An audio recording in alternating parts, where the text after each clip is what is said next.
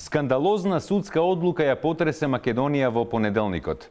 Имено една новинарка која сакаше да остане анонимна во еден предмет што се вика како филмот Појадок со Тифани, го призна делото за затајување данок во вредност од околу 50.000 евра, со што судот ја одреди условна казна.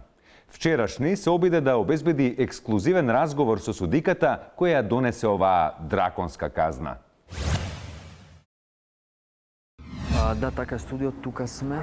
На права адреса чекаме судиката кој што го водеше процесот, кој што дигна голема прашина во Македонија. Таа во секој момент треба да пристигне. Мислам дека еве, господјо, едно прашање.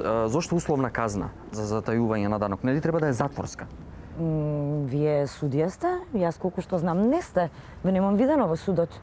Знаете како се вели овде, правдата е слепа, така да оваа пресуда би била извлечена по она стандардно традиционално право. Добро, но дали ова не отвара врати за други затајувачи на данок? Како е сега јас да земам да не ги пријамам моите пари? Дали тоа во ред? Значи, не знам, видете си, пробајте си, макар што јас не би ве советувала, бидејќи сепак сте никој ништо.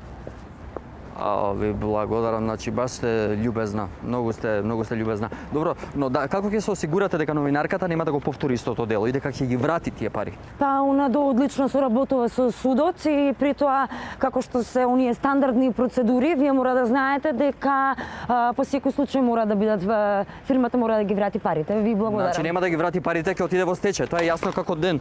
Господјо, ви падна не. Значи ова е ваше. Jebi ga. Studio?